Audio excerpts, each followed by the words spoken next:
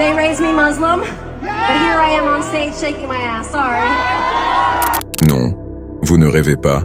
Cette scène s'est déroulée à Jeddah, en plein cœur de l'Arabie Saoudite. La venue de cette pseudo-chanteuse en Arabie Saoudite et les propos qu'elle a tenus ont été très choquants pour beaucoup de personnes. It's in the heart. It's in your heart, right? God help me. Are you ready for some more music? Beaucoup se demandent comment un pays qui abrite les deux lieux les plus sacrés de l'islam peut-il permettre aujourd'hui des événements et des comportements contraires à nos valeurs. L'Arabie Saoudite a longtemps été considérée comme un bastion des valeurs islamiques. Mais ces dernières années, on observe un changement. Concerts, festivals, et maintenant des célébrités qui viennent promouvoir un style de vie qui ne correspond pas du tout à ce que notre religion nous enseigne. Mais la question la plus préoccupante, c'est le changement profond que subit l'Arabie Saoudite.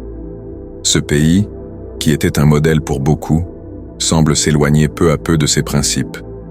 Il n'y a pas si longtemps, ces comportements auraient été impensables en terre sacrée.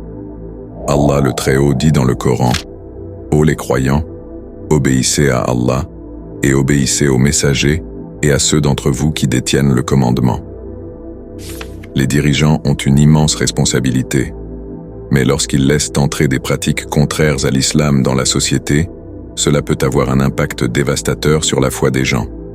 Le prophète, sallallahu alayhi wa sallam, a dit « Chacun d'entre vous est un berger, et chacun d'entre vous sera interrogé concernant son troupeau. Le dirigeant est un berger, l'homme est un berger pour les gens de sa maison, la femme est une bergère pour la maison de son époux et pour ses enfants. Ainsi, chacun d'entre vous est un berger, et chacun d'entre vous sera interrogé concernant son troupeau. » Cela concerne non seulement les familles et les individus, mais aussi les dirigeants. Quand les autorités donnent leur accord pour des événements qui contredisent l'éthique islamique, cela peut égarer toute une génération. Ce que nous voyons aujourd'hui en Arabie Saoudite n'est pas un cas isolé. C'est un symptôme d'une dégradation plus globale des valeurs islamiques dans plusieurs pays musulmans. Cela nous rappelle qu'il est de notre devoir de revenir aux fondements de notre foi et de les préserver, peu importe ce qui se passe autour de nous.